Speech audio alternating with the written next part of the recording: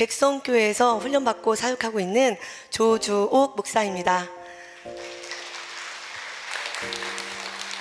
저는 백성교회에서 지금 훈련받고 사역하고 있는 지가 벌써 13년째입니다. 시간이 가면 갈수록 내가 얼마나 완고하고 내 자아가 얼마나 센지를 하나님께서 말씀을 통해서 또 기도를 통해서 예배를 통해서 알게 하시는데요. 그래서 깨어짐이 아프지만, 깨어짐이 힘들지만 여러분, 그것이 깨어지고 난 이후에는 그보다 더 행복한 게 없더라고요. 그보다 감사하고 기쁨이 넘치는 삶이 없는 것 같습니다. 그래서 이 기적의 현장, 변화의 현장, 치료의 현장이 정말 백성교회고, 오늘 이 시간 내가 주인공이 되는 이 밤이 되기를 소원합니다. 네, 저는 어렸을 때부터 정말 신앙생활을 열심히 했습니다. 할머니께서 신앙생활을 하셨기 때문에 어려서 예수님이 누군지 하나님이 누군지 알 수도 없는 상태에서 할머니를 따라서 교회를 다녔죠. 그냥 교회 마당이 좋았고요, 교회 성도님들이 좋았고 어르신들이 좋아서 교회 가면 그냥 마음이 평안했어요. 그래서 어렸을 때부터 다녔고 중학교, 고등학교 때를 거쳐서 교회를 지금까지 다녔는데요. 고등학생쯤 되었을 때, 야, 나도 좀 뜨겁게 하나님을 만나고 싶다, 이렇게 생각하고 더 열심히 신앙생활을 했어요.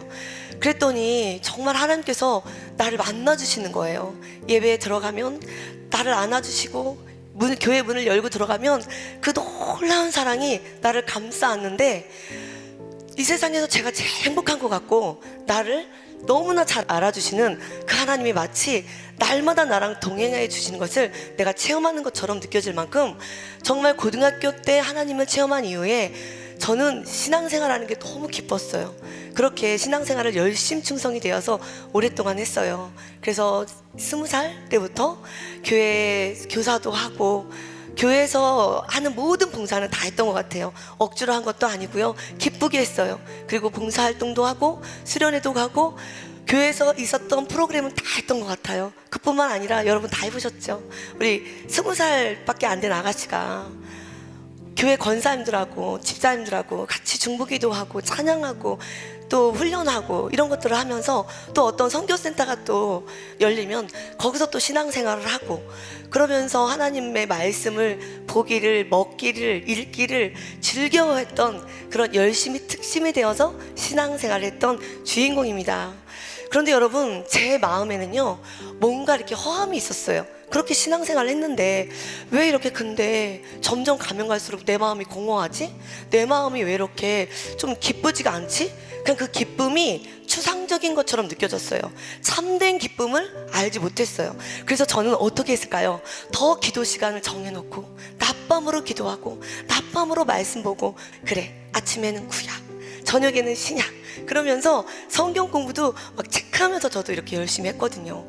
그러면 그럴수록 여러분, 기쁨이 있는 것 같은데 어느 순간에 한 이틀 지나면 또다시 공허해지고, 그러면서 저도 교회 다니는 언니이기 때문에 염려, 걱정, 근심이 왜 없겠어요? 아니, 물론 없어야 되는데 교회 다니면서도 염려, 걱정, 근심을 하고 내 안에 미움, 다툼, 시기, 질투가 있었어요. 그런데 참았어요. 참는 거는 예수 믿기 때문에 난 참아야 돼. 여러분, 그게 저는 정답인 줄 알았어요. 당연히 예수를 믿으니까 짜증내면 안 되지, 시기하면 안 되지. 그렇게 미움, 다툼, 시기, 질투, 어떤 인간의 한계를 느낄 때, 그렇지, 느낄 수 있지, 신앙생활을 하지만 그렇게 그게 정당하다고 생각하면서 여러분 꾹꾹 눌러놨던 그런 신앙생활을 했어요. 그래서 저는 어렸을 때부터 주옥이 언니는 착한 언니, 집에서도 한 번도 대들어보지 않았고 부모님 말씀을 순종하며 살았기 때문에 주옥이는 착한 딸, 대들지 않는 딸, 부모님 말씀에 순종하는 딸, 교회에서 열심히 특심이 돼서 아침부터 밤늦게까지 나와서 봉사활동하고 정말 좀 특별한, 눈에 띄는 그런 아가씨 집사님이었습니다. 어렸을 때부터 엄마가 부재였기 때문에 아버지 밑에서 자랐어요. 저희 아버지는 진짜 엄격하셨어요. 통금 시간은 10시였고요 정말 무슨 MT를 간다든지 어디를 가는 거 다 모임 같은 거 있잖아요, 학교 생활이라든지 교회 생활할 때 다 제재하셨어요. 그런데 그때는 조금 머리가 커갖고 중고등학생 때는 전혀 못 갔는데, 그때는 대학생 때는 좀 머리가 커서 제가 숨어서 다니기도 했어요. 그래서 MT도 한두 번 가보고 교회에서 수련회 가는 건 그냥 가보기도 했거든요. 그렇게 아버지가 엄격하다 보니까 정말 어른들이 무서웠고 또 아빠가 저희를 사랑해줬지만 존경하면서도 무서운 아빠, 좋아하면서도 아빠 만나면은 숨게 되고요. 그런 막 두려움이 있었어요. 그렇기 때문에 엄마가 안 계시고 아빠가 그렇게 홀로 길러주신 것만으로도 감사한 마음이 있다 보니까 아빠한테 잘해야 되겠다, 대들지 말아야 되겠다, 나를 고아원에 안 갖다 준 것만으로도 너무 감사하다, 이런 마음에 여러 가지 마음이 있었죠. 그러니까 늘 순종해야 돼, 착해야 돼, 말 잘 들어야 돼, 이러다 보니까 제 소리를 안 냈어요. 저의 소리를 안 냈어요. 내가 아프다, 힘들다, 하기 싫다. 그렇게 잘하니까 그렇게 잘해야 되는 줄 알았죠. 그러면서 신앙생활을 오랫동안 하는 가운데 하나님을 만나게 되니까 제가 여러분 꾹꾹 눌러놨던 것들이 있었잖아요. 그런 속에서 신앙생활 하니까 하나님 만나기가 기쁘니까 그 속에서 뭔가 꿈이 생기더라고요. 근데 꿈이 생기는데 내가 이제부터 공부를 한번 해볼까? 뭔가 돼보고 싶다라는 하나님 안에서 그런 꿈이 생겼어요. 그래서 열심히 공부를 했는데 여러분, 그럼에도 불구하고 뭔가 하나님께서 살아계신 하나님이라기보다 추상적이었어요. 날마다. 그래서 예수 믿는 그런 신앙생활이 신바람 나는 게 아니고 좀 고통스럽고 무겁고 힘들고 참아야 되고 이런 숨 막히는 시간이 있었어요. 근데 대부분 어른들을 보고 신앙생활 하잖아요. 교회에서 어른들이 가르쳐 주신 대로 또 하잖아요. 그렇기 때문에 그렇게 하는 게 맞다고 생각했어요. 그냥 열심히 말씀 읽고 열심히 기도하고 열심히 찬양하고 그러면은 나는 죄가 없고 예수님 안에 있다고 생각했고 말씀을 순종한다고 생각했어요. 여러분, 이렇게 살다 보니까 하나님께서는요, 저를 정말 너무너무 사랑하셔서 너 그거 잘못된 신앙생활이야, 너는 진리안의 가운데 자유함이 없는 신앙생활이야, 이렇게 가르쳐 주시려고 2012년도에 이순희 목사님을 만나게 해주셨습니다. 할렐루야. 그래서 2012년도에 이순희 목사님을 만난 이후로 내가 혼적인 예배를 드렸구나, 내가 율법적인 예배를 드렸구나, 내가 여태까지 신앙생활을 어떻게 했지? 이런 생각을 조금 하게 되었어요. 여러분, 저는 그렇게 착한 딸, 신앙생활 잘하는 딸로 왔지만 공허함으로 이순희 목사님을 만나게 되었는데요, 그 전에 더 큰 사건이 있죠. 이순희 목사님을 만나게 된 결정적인 사건은 우리 아들이 아팠어요. 아들은 정말 7년 만에 귀하게 얻은 아들이었고 기도로 낳은 아들이었어요. 이 아들이 초등학교 1학년이 되었을 때 3월 달이었던 것 같아요. 3월 달 입학하고 난 다음 2, 3주가 지났는데요, 그때부터 아이가 밤에 잠을 못 자는 거예요. 처음에는 한 달에 한 번, 그 다음에는 2주에 한 번, 그 다음에는 일주일에 한 번, 그리고 나서 매일매일 밤마다 11시 15분이 되면은 아이가 깜짝 놀라서 깨어나는 거예요. 그러면서 울기 시작하는데요, 얼마나 자지러지게 우는지 말릴 수가 없는 거예요. 엄마가 옆에 있고 아빠가 있는데 안 보여요. 그냥 눈을 감고 감았다 떴다 감았다 떴다 하면서 엄마 무서워, 엄마 무서워 그러는데요, 그냥 이게 무서운 꿈을 꿨나 보다, 이렇게만 생각했어요. 정말 신앙생활을 너무 오랫동안 했지만 저는 제 눈으로 귀신을 보고 뭔가 이렇게 현상을 보는 거, 그런 게 없었어요. 전혀 영적인 거 전혀 몰랐어요. 그런데 저희 아들이 무섭다고 울부짖을 때에 어떤 형상이 보인다는 생각을 못하고 얘가 왜 이래, 무서운 꿈 꿨어? 그래 안아주면 되겠지, 얼러주면 되겠지, 토닥토닥 해줬는데 그거 갖고 안 되는 거예요. 1시간 2시간 막 아이는 막 방을 막 돌아다니는 거예요. 너무 무서우니까, 주체가 안 되니까. 그래서 저희는 배웠잖아요. 기도할 줄 알잖아요. 말씀 선포할 줄 알잖아요. 당시에 저는 열심히 특심이 되어서 6년 동안 어떤 선교센터에서 말씀으로 3시간 기도하고 말씀으로 3시간 기도하는, 말씀으로 3시간 선포하고 말씀으로 3시간 기도하는 그런 선교센터에서 훈련을 받고 있었던 중이었어요. 그렇기 때문에 예수의 이름으로 모든 어둠은 떠나가라, 우리 아들을 묻고 있는 더럽고 추악한 영은 떠나가라, 예수의 이름으로 하면 간다 그랬는데 왜 아무런 멈춤이 없고 아이는 더 발작을 하는 거예요. 그래서 그때부터 저는 깜짝 놀라면서 혼란이 오기 시작하는 거예요. 예수님의 이름으로는 다 된다 그랬는데, 복음서에 마태, 마가, 누가, 요한복음에 보면은 예수님은 가는 곳곳마다 모든 병을 고치셨고 악한 것을, 약한 것을, 병든 자들을 고쳤는데 왜 안 되는 거야? 예수의 이름이면 다 된다 그래. 저는 그때 멘붕이 오는 거예요. 하나님 안 살아계시나? 그러면서 혼란이 오기 시작하면서 아이는 아이대로 발작을 하고 남편하고 저는 기도를 하는데 뭐 그냥 속수무책으로 그냥 이 어둠의 영에 당하고 맙니다. 그렇게 하기를 1시간이 지났을 때쯤 정도 되면 아이는 힘이 다 빠지고 땀을 다 흘려서 그냥 주저앉게 되었어요. 이렇게 하기를 1달이 되고 2달이 되고 3달이 되니까 통통했던 아들이 밤에 잠도 못 자고 먹지도 못하고 이러더라고요.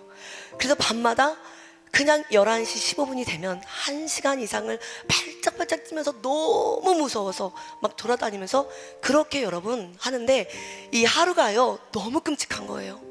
하루가 아침이 되기까지 너무 무섭고 밤이 다시 오는 것은 두렵고 그냥 달달달달달 떠는 거예요. 그래서 급기야 나중에는 아이가 너무 허약해져서 어떻게 되었을까요? 커피까지 나고 아무것도 일상생활이 안 되었어요. 그래서 병원을 갔죠. 병원을 갔더니 아이가 허약해서 그래요. 아무 문제가 없어요. 그냥 잘 먹이세요. 쉬게 해주세요. 여러분 집에 가서 쉬게 했어요. 좋은 거 귀한 아들 7년 만에 태어났기 때문에 좋은 거 많이 해먹였어요. 아무런 소용 없더라고요. 그래서 저는 그때부터 하나님을 의심하기 시작했어요. 분노가 나기 시작했죠. 하나님 왜 이래요? 하나님 지금까지 제 말씀 다 들어주셨잖아요. 제가 고등학교 때 그렇게 뜨겁게 만난 하나님, 내가 하나님 저 이렇게 할게요, 저렇게 할게요. 그럼 나와 함께 동행해 주셨던 하나님, 나와 함께 손잡고 걸었던 하나님, 내가 하나님 저 이렇게 슬퍼요, 아파요. 그러면 나를 어루만져 줬던 그 하나님, 그 살아계신 하나님 어디 가셨어요? 지금 우리 아들이 아프다고요. 하나님 하고 울부짖으면서 울었어요. 그래서 나중에는 여러분 정말 백성교회 오고 난 이후에 알게 됐는데요, 하나님을 원망하고 하늘을 향해서 하나님 살아계시는 거예요 막 이렇게 울었는데요, 너무너무 믿음이 없었던 불신의 마음이 가득했던 정말 무지했던 사람이었던 거죠. 정말 명목상의 크리스찬이었죠. 이름만.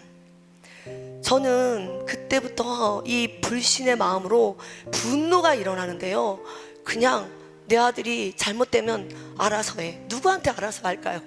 내 아들이 잘못되면 누가 책임질 건데요? 근데 제 아내는 내 아들이 잘못되면 어떡하지? 알아서 해. 하나님 두고 봐.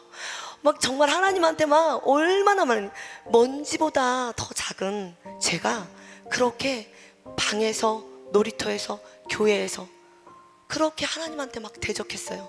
제가 우리 아들을 고치고자 3군데 기도원을 갔어요. 기도원을 갔는데 공통된 말들이 있었어요. 공통적인 말들이 무엇이었냐면 딱 아이를 기도해주고 축사를 해줬단 말이에요. 축사라고 다 똑같은 축사가 아니더라고요. 그래서 저는 처음에 축사에 대한 불신이 있었어요. 축사를 받았는데 처음에는 뭔가 이 아이가 고쳐지는 것 같았어요. 기도원에 데리고 갔어요. 기도원 원장님이 이 아들은 뭐 이래서 그렇고 저래서 그렇고 막 이유를 얘기하시는 거예요. 그런가 보다 저런가 보다. 그럼 빨리 기도해 주세요. 딱 기도하는데 아이는 막 발작하죠. 그래서 뭔가 싹 나간 것 같아. 집에 돌아왔어요. 더 큰 두려움이, 더 큰 아픔이 아이를 잡고 막 소용돌이를 치는 거예요. 그래서 저희 남편과 저하고 또 급기야 우리 시어머니 시아버지까지 다 같이 앉아서 매일같이 부흥회를 합니다. 우리 손자를, 우리 아들을 고쳐달라고 울며불며 기도합니다. 그리고 또 기도원을 다른 데를 가봅니다. 왜 기도원만 갔다 오면 더 세지고, 왜 기도원만 갔다 오면 아이가 더 이렇게 불안해하지? 첫 번째 기도원, 두 번째 기도원, 세 번째 기도원. 아이는 이래서 그랬습니다, 저래서 그랬습니다, 이래서 그랬습니다. 어떤 답을 주더라고요. 그때는 시원한 것 같았어요. 뭔가 나한테 말을 해주니까. 그런데 여러분 뒤돌아서 집에 오면은 화가 나는 거예요. 왜 정죄해? 왜 판단해? 그러면서 여러분 그 말에 제가 묶이는 거예요. 지금 여기 와서 생각해보면 그런 축사의 방법도 잘못됐지만 내가 나의 죄책감에 묶이고 그 모든 말에 묶였구나, 이런 거를 알게 되었어요. 그리고 나서 저는 엄청난 불신으로 가득 차서 집에서 다 같이 앉아서 어디도 가지 말자. 교회, 큰 교회를 다녔어요. 목사님이 계셨어요. 부목사님 계셨어요. 기도하시는 전도사님, 기도 용사들 엄청 많았죠. 여러분 교회에서 얘기할 수 있어요? 당시 저는 신대원 1학년이었어요. 1학기를 마치고 남편은 교육 전도사로 일하고 있었죠. 절대 그 큰 교회에서 우리 아이가 이렇게 발작을 하고 이상한 행동을 해요, 이 얘기 못했어요. 수군거릴 거고 무시할 거고 정말 손가락질하고 너무 창피한 거예요. 그래서 우리 가족들이 모여 앉아서 날마다 기도를 하고 부흥회라고 막 정말 하나님한테 부르짖어 기도를 했어요. 그래도 안 낫더라고요. 어느 날 어떤 전도사님이 어떤 기도원 원장님이라고 저희 집으로 그 기도 원장님을 모시고 온 거예요. 그래서 아이들도 축사를 하는데 지금 생각해보면 너무 이상한 방법을 한 거예요. 밀가루를 막 눈에 붙이고요. 그런데 그게 맞다고 생각해서 뭐 밀가루 반죽을 막 정말 밀가루를 사놓으래요. 5kg짜리 밀가루가 많이 든다고요. 밀가루를 또 다 같이 반죽을 해요. 엄마도 붙이고 할머니도 붙이고 할아버지도 붙이고 고모도 붙이고 아들 딸 다 붙여야 되니까 그분이 그렇게 하기를 몇 주를 한 것 같아요. 한 달은 아닌 것 같아요. 그런데 너무 스산한 거예요. 너무 스산해갖고 저희는 이제 아이들이 유치원에 갔다 오면 그분이 우리 집에 먼저 딱 와요. 그럼 아이들이 그분이 온 걸 알아요. 그럼 아이들은 무서워서 주랭랑을 치고 막 동구 밖으로 도망 다니는 거예요. 안 잡히려고. 그러면은 저하고 저희 어머니는요 그 아이들을 잡아요. 그래서 그 기도원 원장님한테 데려다줘서 또 축사를 받게 하고 그랬어요. 그렇게 우리가 기도원에 안 가니까 기도원 원장님까지 모시고 와서 그런 희상야릇한 축사를 받았어요. 지금 생각해보면 너무나 아이들한테 미안해서 지금까지 얘기하는 거예요. 엄마 나는 그때가 너무 무서웠어. 그래 미안해.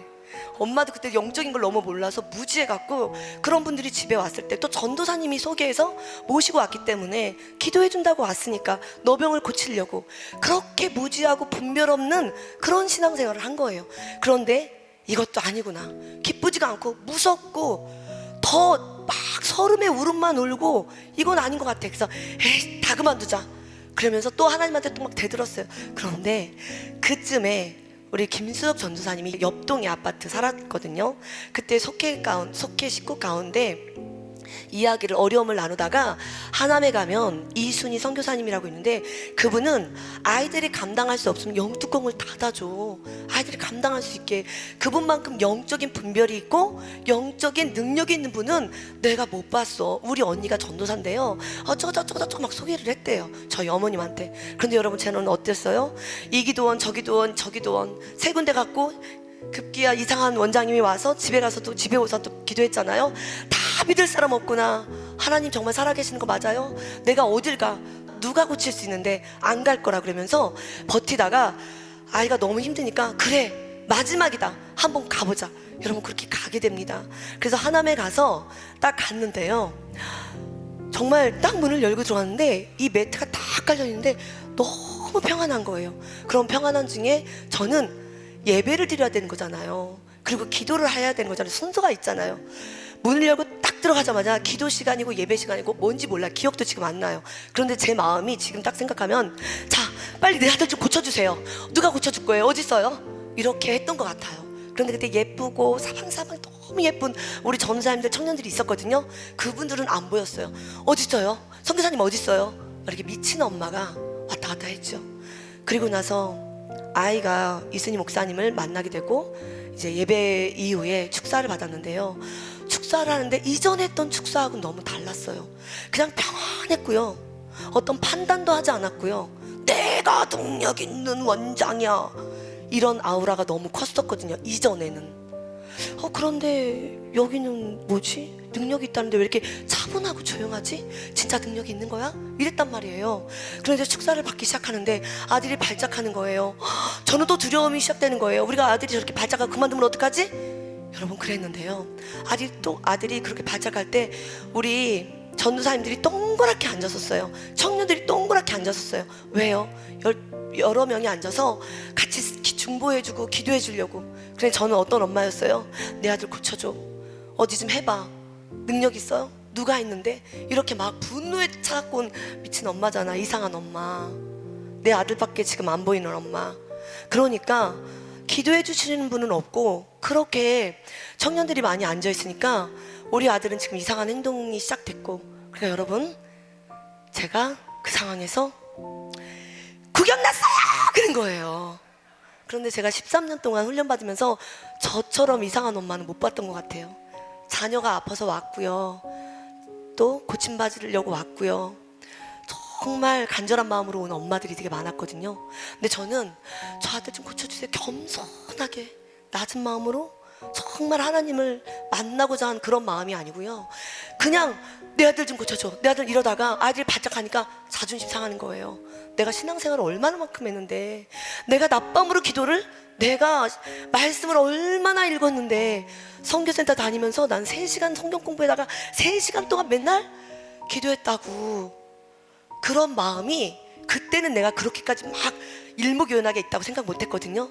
근데 여러분, 훈련받다 보니까 제 마음에 거기 그런 것들이 꽉 차 있었다는 것을 알게 되었어요. 그렇지 않고서는 어떻게 그 엄청난 하남에 있는 영적 재단에 가서 그렇게 큰 소리를 지를 수 있고 분별을 못해서 이상한 행동을 했겠어요. 여러분, 그런 이후에 저를 이제 잠잠히 해야 되잖아요, 우리 사역자들이. 그러니까 네, 고침받아야 되죠. 그래서 저를 이렇게 좀 안심시키더라고요. 그래서 아이가 이렇게 발작하니까 엄마도 같이 축사 받아야 돼요. 그래야 아이가 고쳐질 수 있어요. 저를 안심시키더라고요. 그래서 딱 손을 댄 그 상황에 여러분 놀래보실래요? 우리 아들은 그렇게 발작을 했고, 제 배에다가 이순희 목사님이 손을 와서 딱 댄과 동시에 어떤 말도 하지 않았어요. 예수의 이름으로 어둠의 영은 이 사랑하는 딸에게서 예수의 이름으로 떠나가라, 이렇게 말씀하셨거든요. 그런데 이 손이요, 제 배를 누른 이순희 목사님 손이 제 배를 통과해서 이 등에 딱 달라붙는 것처럼 영적으로 제가 느꼈어요. 그러면서 손이 팍 하고 튕겨져 나가는데요, 이 하늘의 큰 이 천장에 예수 사랑 이렇게 써 있는 거예요. 그때 저는 하나님이 너무 저를 불쌍히 여기셔서, 조가 의심하지 마. 정말 예수님의 사랑은 정말 한량 없어.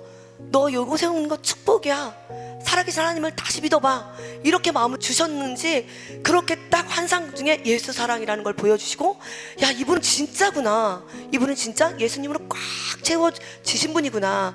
이걸 그 순간에 그냥 손을 대자마자 하나님께서 깨닫게 해주셨어요. 할렐루야.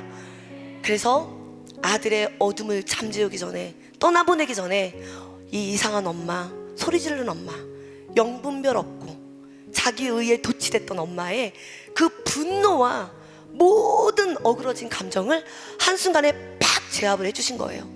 그게 제압이 안 됐으면 여러분, 우리 아들이 거기서 치료를 받을 수 있었을까요? 저는 그때 깨달았죠.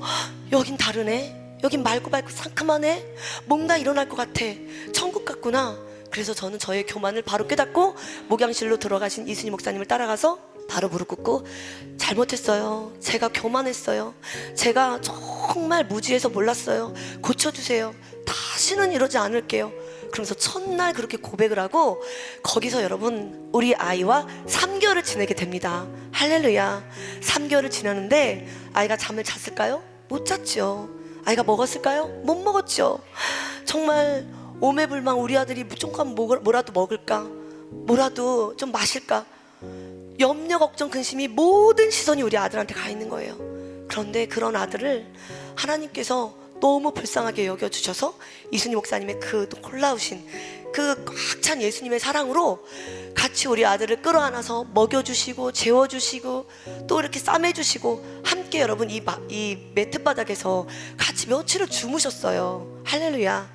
그리고 초등학교 1학년이지만 예쁜 언니들을 좋아하니까, 예쁜 누나들을 좋아하니까, 그때 원미호 목사님, 윤은정 전도사님, 차유미 목사님, 이런 예쁜 우리 전도사님이셨거든요. 그 전도사님한테 케이크 좀 우리 준이 좀 먹여줘. 그래서 숟갈로 떠먹여주고, 1학년인데도 이쁜 누나들은 알아보더라고요. 받아 먹더라고요.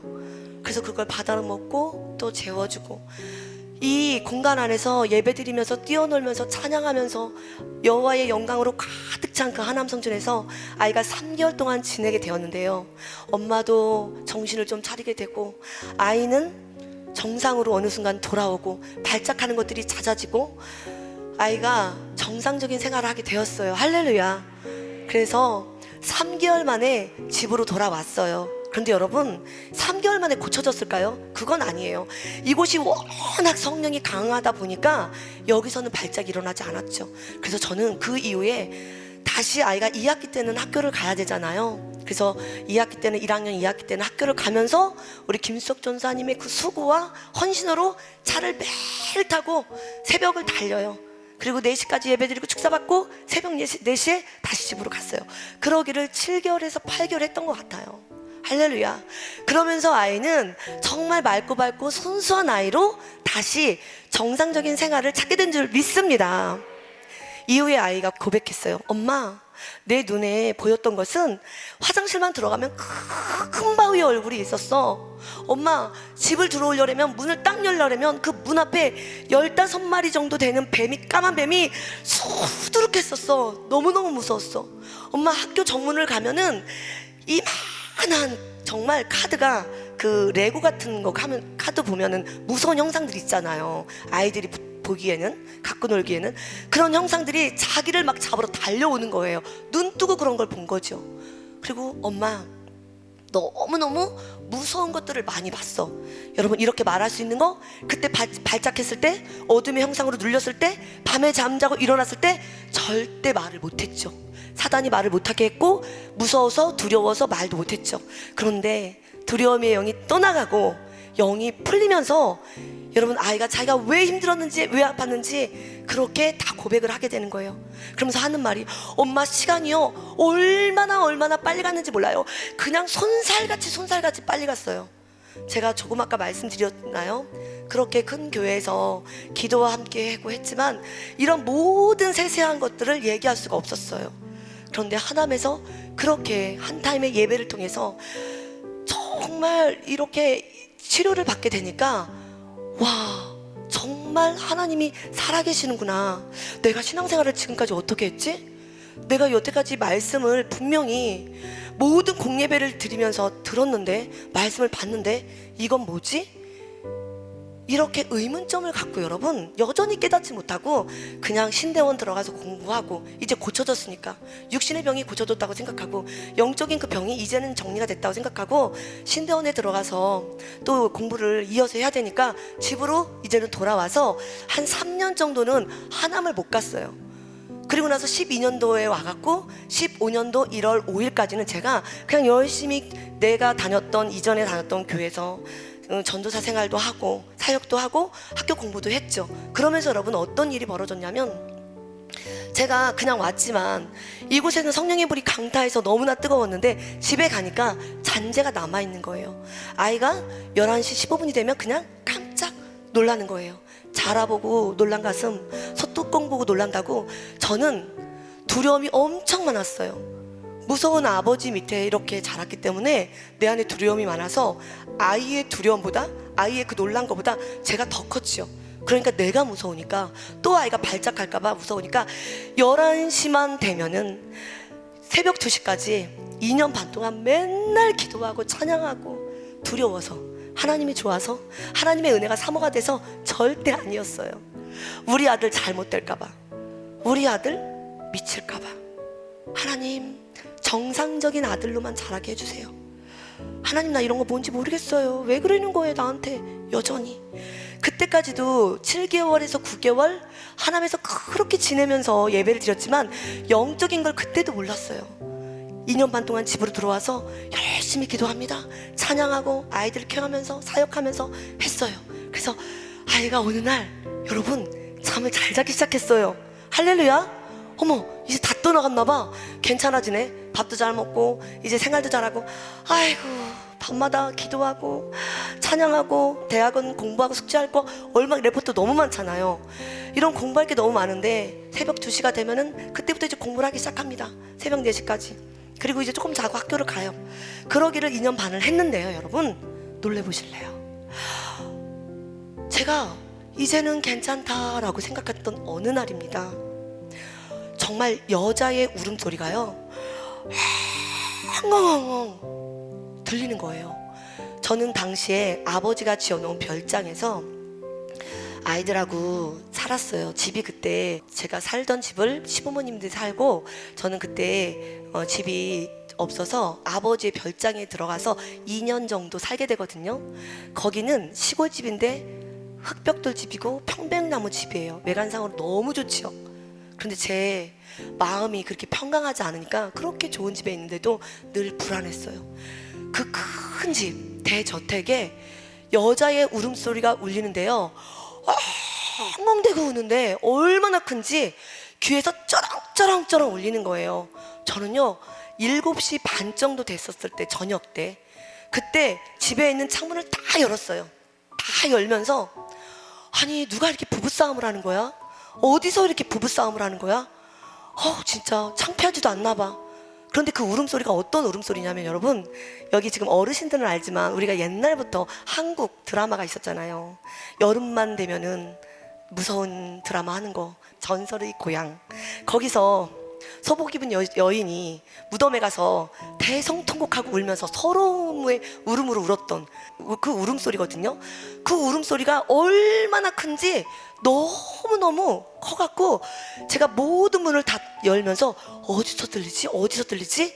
방 다 봤어. 사방을 다 봤어요. 근데 그 시골은 칠흑같이 깜깜한 그 밤에 보이지도 않았지만 그 주변에는 인가가 없었어요. 이상하다. 부부싸움 하는 것 같은데 왜 이렇게 소리가 들리지? 그러면서 30분가량 들렸던 것 같아요. 그리고 나서 아무데도 문을 여니까 소리가 안 들려요. 오히려. 그래서 잘못 들었나? 근데 왜 이렇게 쩌렁쩌렁해? 그러면서 너무 영적인 걸 모르니까 무지해서 닫아요. 닫고 생활을 합니다. 제가 이후에 여기 와서 이순희 목사님께 말씀을 드리면서 훈련받으면서 정말 기도를 많이 하고 또 성경을 읽고 빛이 세게 들어가니까 내 안에 있는 어둠이 드러나서, 그렇게 이순희 목사님께서 영적 전쟁 세게 하실 때 도란도란 여인들이 그렇게 말을 한다는 얘기를 들으셨잖아요. 그래서 저는 그게 내 속에 있었던 거다라는 말씀을 들으면서 내가 그때 이 하남 성전에서 큰 은혜를 받고 정말 영적인 말씀을 듣고 집에 가서 기도를 하고 우리 아이 때문에 영적 전쟁하면서 기도하다가 맨날 말씀 읽고 그렇게 하다가 내 안에 있는 것들이 나왔던 것들을 그렇게 몰랐구나, 그런 것들을 깨닫게 되었어요. 얼마나 이 안에 어둠의 영역들이, 어둠의 나라들이 많았는지. 그때는 저희가 30대였거든요 40에서 50대 정도 되는 여자의 울음소리였어요. 그 정도로 여러분, 저는 그런 것들이 내 안에서 나왔는데도 몰랐던 거예요. 그리고 나서 그렇게 한 날 여자의 울음소리가 그렇게 들린 이후에 저는 너무 무지하니까 그냥 지나가요. 그리고 나서 생활했다고 말씀드렸잖아요. 그 다음날 밤이에요. 그 다음날 밤은 저한테 일생일 정말 엄청난 영적 전쟁이 한 번 더 옵니다. 뭘까요, 여러분? 아시는 분도 계시지만 남편으로 가장한 사단이 찾아옵니다. 처음엔 사단인지 몰랐어요. 남편을 너무 의지했고 남편을 우상 삼았고 남편과 모든 것을 같이 하고 싶었고 너무 애정결핍도 있고 외로움도 있었고 이런 모든 어렸을 때부터 상처와 재성이 가득하다 보니까 그냥 남편한테 의지를 모든 것들을 했던 것 같아요. 그래서 남편하고 함께 하고 싶었던 그 시간에 남편은 늦깎이에 신대원생이 되어서 사역을 하는데 새벽 1시, 2시에 이렇게 들어오잖아요. 육아를 몽땅 제가 책임을 지게 돼요.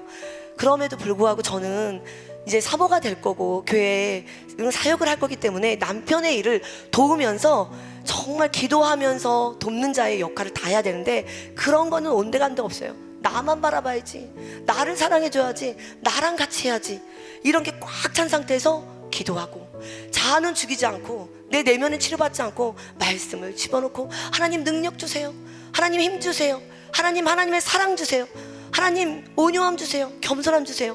능력이 들어오다가도 내 안에 있는 어둠으로 말미암아 막 혼합이 돼서 어떻게 될까요, 여러분? 정말 혼탁한 영이 되었겠죠.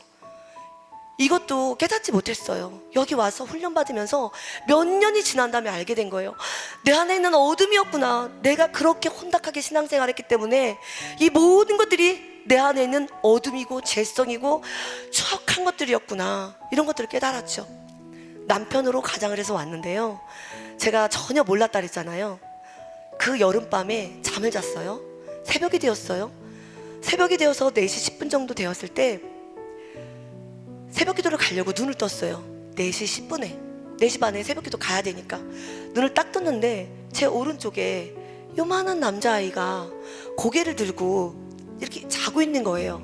근데 저는 순간 뭐지, 준이가 굴러갔나? 이렇게 돌아봤어요. 근데 갑자기 커진 거예요. 아, 내가 잘못 봤구나, 잠결에 봐서 잘못 봤나 보다. 남편의 모습으로 그냥 엄청 커졌더라고요. 남편의 그런 체구 정도로 커졌어요. 그래서 아, 우리 남편이구나. 근데 제 안에 흥칫뿡이 나오는 거야. 또 어제도 늦게 들어왔겠구나. 나는 안 봐주고 우리 애들은 안 돌봐주고 또 청년들하고 상담했겠지? 그 애들의 아빠가 되고 그 애들의 형아가 됐겠지? 그래, 감기 걸리든지 말든지 찬바닥에서 자든지 말든지 냈다 모르겠다 그러면서 고개를 팍 돌렸어요. 그러면서 찬바닥에 자면은 감기 걸리잖아요 이러면서 다시 봤어요. 근데 말이 없지? 근데 왜 고개를 들고 자는 거야? 여보 그랬어요. 그랬더니 거친 소리로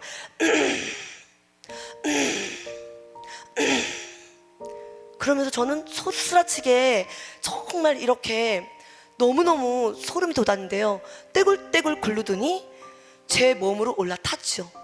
그래 두려운데요. 이미 나는 장악이 됐어요, 사단에게. 그래서 이게 지금 남편인지 이 모양이 남편인지 아니면 사단인지, 사단이라고는 생각 못했어요. 뭐라고 생각했어요? 강도라고 생각했죠. 제가 말씀드렸잖아요. 저는 영의 눈이 떠져서 뭔가를 보고 듣고 하는 걸 몰랐어요. 그렇기 때문에 전혀 영적인 걸 몰라서 사단인지 모르고 야 강도가 들어왔구나, 큰일 났다. 그런데 왜 남편 같지? 남편의 모자를 쓰고 남편의 바람막이를 잠바를 입고 그걸 어떻게 하냐면 아무것도 안 보였어요. 얼굴형도 안 보였어요. 그런데 형상으로 그냥 이 영적으로 느낀 거죠. 근데 만져지는 거예요. 남편의 바람막이가 막 만져지고 이상하다, 남편인 것 같은데 가슴도 남편이고 이상하다, 턱 수염을 갖다 팍 떼더라고요. 턱선은 왜 남편이지? 이상하다. 이제 완전히 혼미해지는 거죠. 장악이 된 거예요 이미. 손을 만져보자. 딱 손을 만지려고 했는데 손을 못 만지게 하더라고요. 큰일 났다, 강도가 나를 속이나 보다. 그러면서 이판사판 공사판 내 옆에서 애기들이 자고 있으니까 이제 나는 죽든지 살든지 싸워야 되겠다. 그래서 팍 밀치면서 여러분 일어났어요. 여러분 잠깐만, 여보는 아닌 것 같지만 여보라고 속아주자. 그래서 팍 밀으면서 여러분 제가 일어나게 됩니다. 불을 켰죠. 화장실 가서 도구를 들고 왔죠. 온데간데 없는 거예요. 어디 갔지? 어디 갔지? 창문을 열린 데도 없어요. 여보 불렀어요. 소리를 질렀어요. 여보. 그랬더니 2층 서재에서 남편이 나오는 거예요. 남편이 서재에서 뛰어내려오니까 그때서야 저는 자리에 주저앉게 됩니다. 왜? 남편인 줄 알았더니 진짜 강도네. 어떡하지? 너무 무서워. 난 다 만졌잖아. 이렇게 만졌잖아. 어떡하지?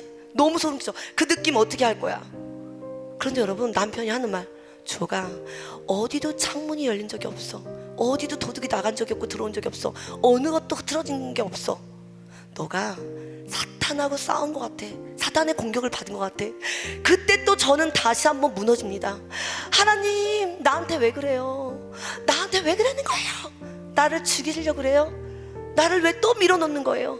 준이 그러더니 준이 때문에 그렇게 3년 동안 잠도 못 자고 먹지도 못하고 그렇게 고통스러운 시간을 보내게 하시더니 또 나예요? 나를 왜 버리시는 거예요? 여러분 저 같은 분 계세요? 이렇게 무지한 분 계세요? 하나님이 너무나 사랑하셔서 정말 향방 없이 율법적으로 신앙생활을 해서 너무 무지한, 열심히 특심이 돼서 하는 이 신앙생활, 잘못된 것을 깨트려 주시려고 영의 문을 열어주셔서 영적인 걸 알려주셔서 하나님께 나가게 하시려고 했는데 저는요 이 모든 영적 전쟁이 그냥 다 하나님을 대적하는 거였어요. 아무것도 모르죠. 그러니까 그때부터 이제는 이상한 엄마가 아니고 미친 여자가 되는 거예요. 속이 미친 여자가 됐는데 겉은 아닌 척하고 이제 사역을 하고 아닌 척하고 아이들을 돌보죠. 이런 상태가 되기를 2년 반이 지나가요.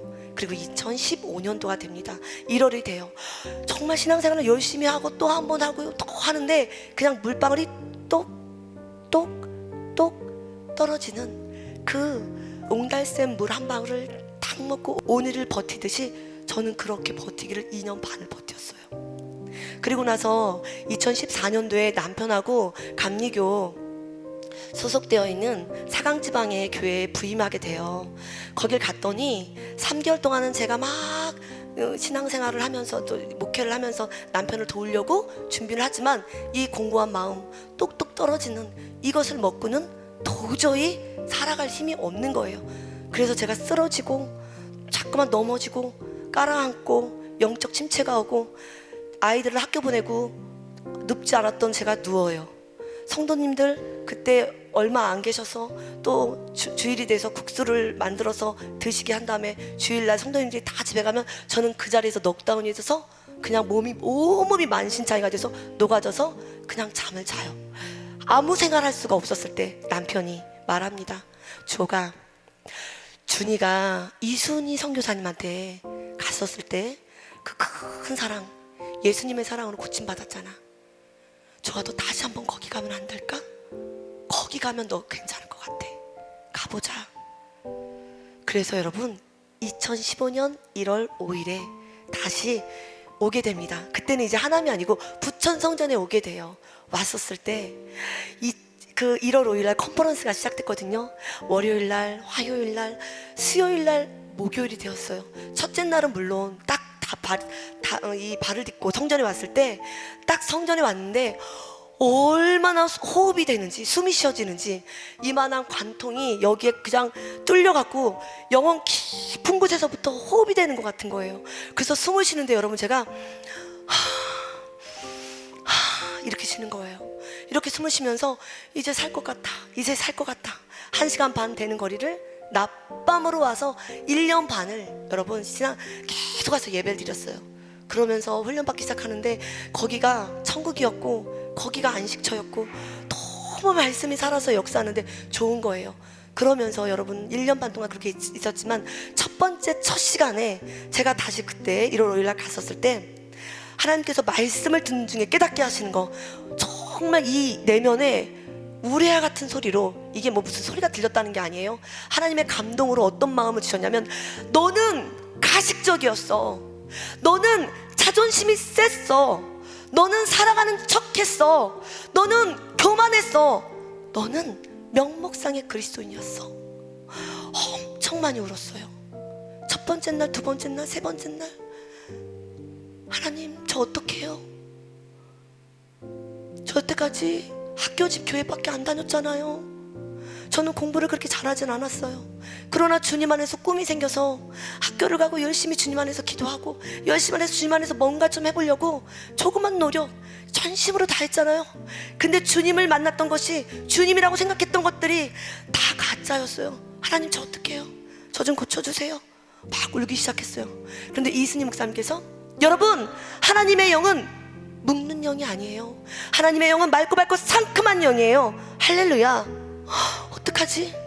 나는 묶였었구나. 나는 복잡했었구나. 나 왜 이렇게 혼탁하지? 나 생각이 병들었구나. 이걸 깨달았어요. 그리고 목요일이었어요. 3일이 지난 4일째 되는 날, 여러분 방언도 하나님이 주시는 방언이 있고 사단이 주는 방언이 있어요. 제 속에서 깜짝 놀라는 거예요. 그 당시에 저는 방언을 여러 가지를 했거든요. 근데 어떤 선교사님이 항상 기도 모임을 했을 때 이런 기도를 했어요. 여러분 흉내 좀 내볼게요. 아바바바바바 이런 기도를 하는 거예요. 왜 저래? 배가 이따만해지면서 아바바바바 이러서 저분은 왜 그래? 이랬거든요. 그분을 1년을 보고 5년을 보고 7년을 봤나 봐요. 그런데 제가 어느 날 이곳에서 예배를 드리는데 제가 방언 기도를 여러 가지를 하다가 아바바바 이러 아바바바바 뭐야 또 안 하려고 했는데 계속 나오는 거예요. 같이 그 자리에 있어서 저도 모르게 그 영이 스며들었겠죠. 그래서 하나님 저 방언 다 잘못된 것 같아요. 하나님 싹 지워주세요. 예수님의 보혈로 싹 지워주세요. 그래서 저기 뒤에 앉아있다가 앞으로 나서 막 요제로 기도를 했어요. 흔들면서 하나님 저를 고쳐주세요. 잘못된 것 다 무너뜨려주세요. 다시 신앙생활 할게요. 나는 죽고 예수로 사는 거, 이순희 목사님 닮아서 맑고 상큼한 저 모습대로 나는 죽고 예수로 사는 삶 저도 다시 시작해볼게요. 주님 도와주세요. 방언을 바꿔주세요. 그랬더니 여러분 빠바바바바 그랬더니 팍 넘어가더라고요. 여러분 그때 제 방언이 바뀌게 된 줄 믿습니다. 할렐루야. 제가 여러분 다른 건 고집을 다 부렸어요. 너 이거 틀렸어, 너 이거 잘못됐어, 너 이거 고쳐야 돼. 그러면 제 속에서 아니요, 내가 이걸 얼마나 많이 공부했는데요. 원장님이 저를 모르셔서 그렇죠. 이렇게 고집하면서 듣지 않았어요. 순종하지 않았어요. 그런데 방언이 틀렸다고 공개적으로 전체 말씀을 할 때 그거를 잡았어요. 그랬더니 하나님이 맑고 상큼한 방언으로 바꿔주시는 거예요. 하나님이 주시는 방언은 땡글땡글한 거라고 말씀해 주시는데, 나도 땡글땡글한 거, 동글동글한 거, 남이 듣기도 거북하지 않은 거, 하나님 그 방언을 주세요. 그냥 몸에 힘이 빠지고 혀가 풀려진 그 방언. 그랬더니 하나님께서 그걸 고쳐주셨어요. 할렐루야. 우리 옆 사람 바라보시고 인사해볼까요? 하나님은 살아계십니다. 또 한 번 인사해봐요. 당신도 아니요, 나도 고침받을 수 있습니다. 오늘 그 기적의 주인공이 여러분이 되시길 원합니다. 여러분 저는 이곳에서 13년 동안 신앙생활을 했는데요, 훈련을 받았는데요, 전 세계적으로 이순희 목사님 말을 제일 안 들었던 꼴통 조주옥이에요. 진짜 고집했고요. 이 안에 의와 바리새인적인 거, 율법적인 거, 우월의식 있다고 생각 못했는데요. 예배를 드리는데요, 여기서 어떡하지, 나 우월의식 있었네, 어떡하지, 나 바리새인이었네, 하나님 저 신앙생활 진짜 잘못했나 봐요. 이런 것들이 하나씩 깨달아지는데요, 그냥 내면에서 엄청난 눈물이 그냥 쏟아지는 거예요. 폭포수처럼 쏟아지는 거예요. 울고 앉아있는 그 가운데 하나님께서는요, 칠흑같이 깜깜한 지평선을 보여주시더니 예배 가운데에, 기도하는 가운데 깜깜한 제 내면을 보여주시는 거예요. 그래서 하나님 저 좀 고쳐주세요. 그랬더니 뭔가 이 배 안에서 치치치치 금이 가면서 소리가 나면서 여러분 내면이 딱 이렇게 금이 가는 거를 하나님께서 보여주시는 거예요. 그래서 저는 알았잖아요. 내 속이 이렇게 어두웠구나, 더러웠구나, 깜깜했구나. 여러분 이렇게 영적인 것을 이곳에 와서 알게 되었어요. 그러면서 저는 좋아하는 말씀이 있어요. 예수께서 이르시되 너희가 나를 따르려거든 자기를 부인하고 자기 십자가를 치라. 그럴 때 내 제자가 되리라 말씀하셨잖아요. 나는 나를 부인하기도 전에 하나님 능력 주세요, 하나님 은사 주세요. 내 십자가를 치기 전에 난 이건 힘들어서 못해요, 저건 할 수 있고 이건 못하고, 이건 하고 싶고 저건 안 하고 싶고, 정말 이런 것들이 얼마나 구분되어 있었는지 몰라요. 그래서 내가 깨워져야 되는구나, 이런 것들을 여러분 이 머릿속으로는 알았는데요, 가슴으로 내려오고 배로 내려오고 점점 내려와서 조금씩 지금 자아가 더 많이 깨워지게 되는 줄 믿습니다. 그래서 제가 고집스러운 것도 알았어요. 전 제가 착한 줄 알았잖아요. 엄청 착한 줄 알았잖아요. 집에서요 못됐다 소리 들어본 적이 없어요. 우리 주옥이는 착하다, 어쩜 이렇게 순종적이고 말도 잘 듣고 현모양처 같아. 그래서 교회에서 우리 남편이 그래요. 아주양 교회 어른들이랑 며느리 삼고 싶어서 난리가 났었다 이랬거든요. 1등 신부감이었다. 저 데리고 가서 고생 엄청 했잖아요, 우리 남편이. 고집스럽고 착한 남편이 연애 때나 지금까지 주옥이만 보고 주옥이가 하고 싶은 대로 놔두는 우리 남편. 2026년도에 하나님께서 더 다니엘 기도회를 통해서 깨어지고 무너지고 박살나니까 우리 남편이 너무 착한 거예요. 늘 좋아, 너가 하고 싶은 대로 해, 너가 좋아? 응, 그럼 괜찮아. 모든 걸 다 밀어준 거예요. 근데 내 뜻대로 안 되면 당신이 이렇게 안 해서 내가 못한 거잖아. 그래서 때로는 여러분 어떤 일이 있었냐면, 저는요 훈련받고자 해서 백송교회 옆으로 이사 왔잖아요. 정말 그때 왜 이사 왔냐면 저도 살 수가 없었고 우리 아이들도 내면이 약하니까 이렇게 생활하는 게 너무 어려웠어요. 그래서 남편도 그렇고 저도 그렇고 왔다 갔다 하는 거 너무 힘드니까 이 백송교회 근처로 이사 갔으면 좋겠다. 그래서 제가 10년 정도 됐어요. 그런데 10년 동안 이렇게 있는데 전쟁이 여러분 쉽지 않잖아요. 이곳에서 사석에서 말씀하시면서 이순희 목사님께, 주호가 이면을 좀 알아들어봐, 너 왜 이렇게 율법적이니, 문자적이니, 왜 이렇게 고집하니, 순종하지 않니, 왜 이렇게 좋게 말씀하시다가 도저히 안 들으시니까 이 강제상에서 공개적으로 말씀하실 때가 있었거든요.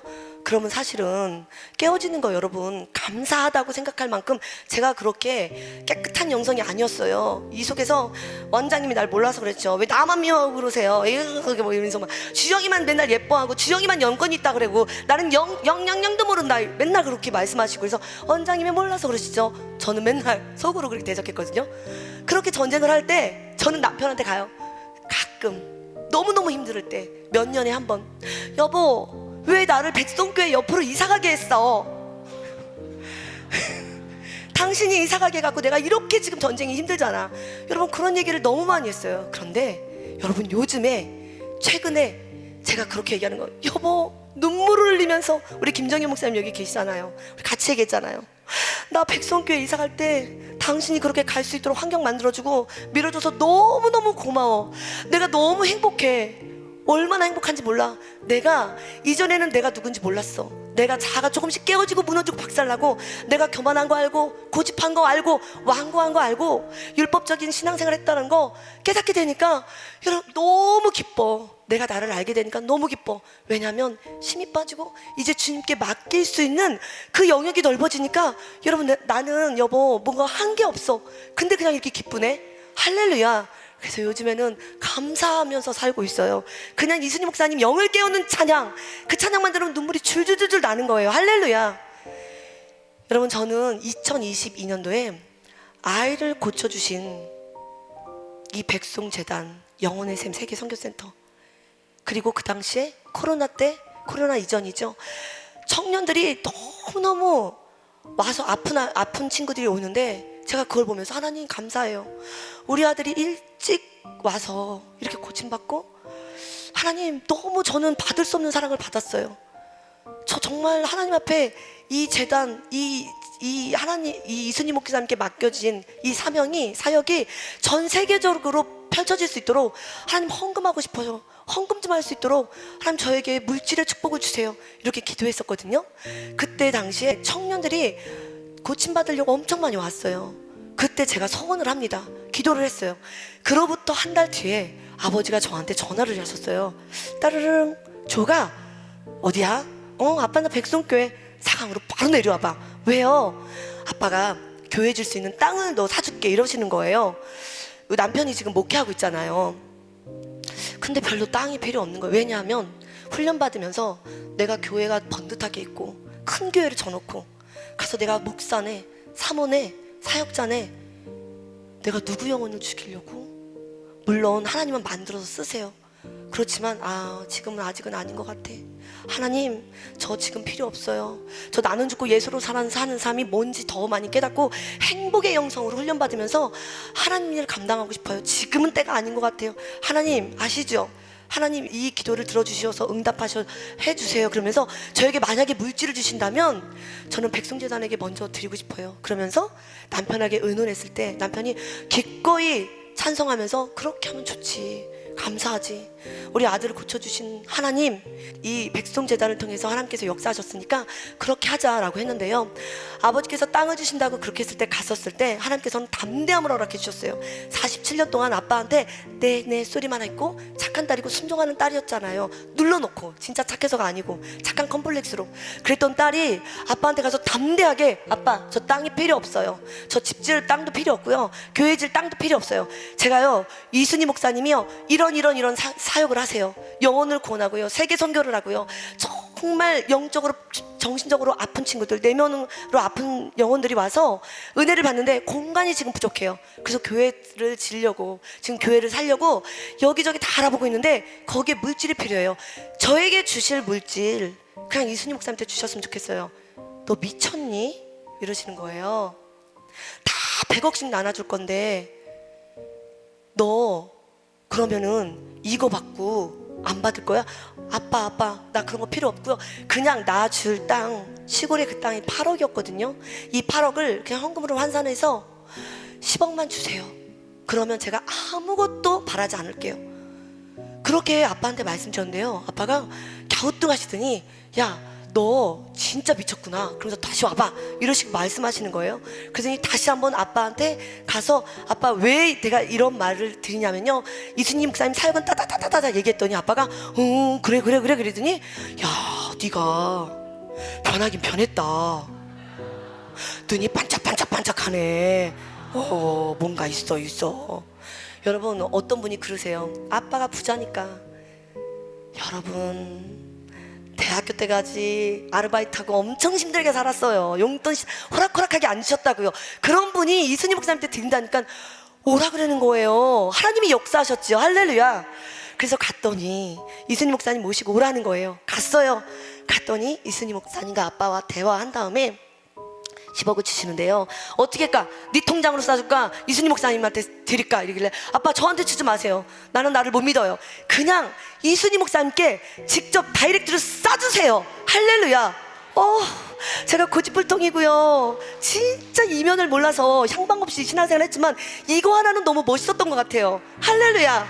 박수 한번 쳐주세요. 그런데 여러분, 저는요 지금도 생각해요. 하나님 저를 도구 삼아주셔서 감사해요. 저는 한 번도 그 전 재산 10억이 제 돈이라고 생각해 본 적이 없어요. 지금도 그래요. 왜요?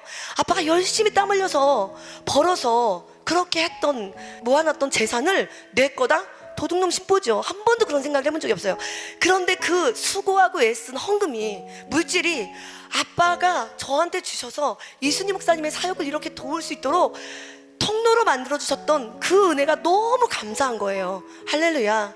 그래서 이후에 이순희 목사님께 그렇게 다이렉트를 쏴주시고 또 성전을 짓는데 27억이라는 돈도 필요했었거든요.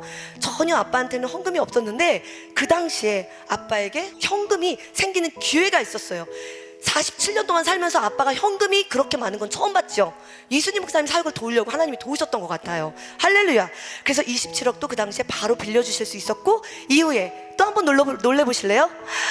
하나님께서 그렇게 헌금을 했더니 저에게 아무것도 안 준다는 아빠의 그 말씀과 다르게 저에게는 영광물류라는 큰 그 사업체를 6개 도는 물류 창고를 저에게 주신 줄 믿습니다. 그래서 물질의 축복이 있어서 하나님께 영광을 올려드리면서 살고 있는데요. 여러분, 우리가 자아가 깨어지고 무너지고 하나님 일에 적극적으로 나갈 때에 우리는 아무것도 안 했지만 빛과 소금의 역할을 감당할 수 있도록 하나님께서 일해주신 줄 믿습니다. 오늘도 자아를 죽입시다. 우리 기적의 하나님, 또 변화의 하나님, 치료의 하나님이 나의 하나님인 줄 믿고 오늘도 말씀에 큰 은혜 받으시길 원합니다. 우리 찬양 한 곡 올려드리겠습니다. 우리 동생이 정말 자기가 하고 싶은 대로 살았잖아요. 그래서 이전에는 세상 연락 막 이렇게 살았거든요. 저는 아니라고 생각했어요. 저는 누르는 거죠. 똑같더라고요. 우리 동생은 오자마자 너무 예쁘게 신앙생활 했지만 저는요, 눌러놓은 것들이 있어갖고요, 이 속에 얼마나 세상 연락을 따라 살았는지 몰라요. 이 고백도 저의 고백입니다. 이 찬양으로 주님께 영광 올려드리겠습니다.